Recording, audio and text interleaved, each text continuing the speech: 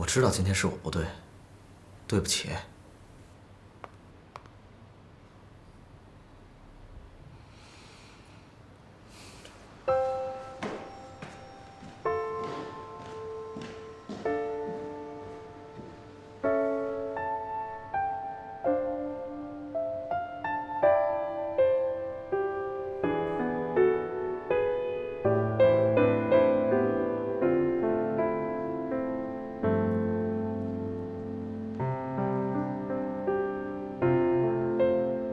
老夫人，您喝茶。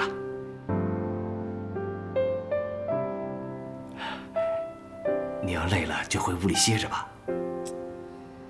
锦溪啊，今天第一天上班，也不知道怎么样了。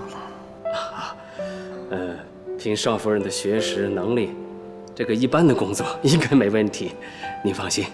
就怕他不适应了。那不还有少爷吗？是啊，他们俩现在啊，感情这么稳定，我也就放心了。一会儿，你让露露做2样锦溪爱吃的菜，她今天第一天上班，肯定很累。是，那您进屋歇着。好，歇会儿。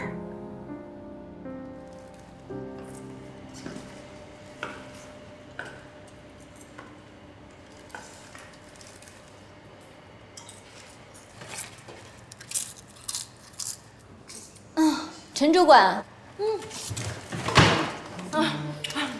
南宫助理，您大驾光临，有什么事儿吗？我这也没什么大事儿，就是不知道今天总裁怎么了，非要检查你们卫生间，看你们15楼的卫生间打扫得不干净，副总挺生气的，还特意派人再去检查。如果再不干净的话，那可能就要扣你们清洁部的奖金了。我这就顺路过来提醒你一下。南宫助理，我跟他们那是千交代万交代呀，让他们工作一定要认真努力，他们就是不听。南宫助理，你放心啊，我这就派人去打扫，一定打扫得干干净净的。我看你这人手好像不太够啊。哎，是，我们一人负责1层楼，工作量可大了呢。哎，不是有一个新来的清洁工，那你让他去打扫啊？哦，新来了，我让他打扫大厅了，还就他工作量小一点。行，那我呀，这就让他去打扫去。你看，我这特意来告诉你，如果顾总知道，那肯定不高兴，你可千万不要出卖我啊。南宫助理，你放100个心，你能来给我通风报信啊，我领你的人情，我肯定不会收手续的，你放心啊。那我先去忙了，你也继续忙啊。哎，南宫助理，您慢走啊。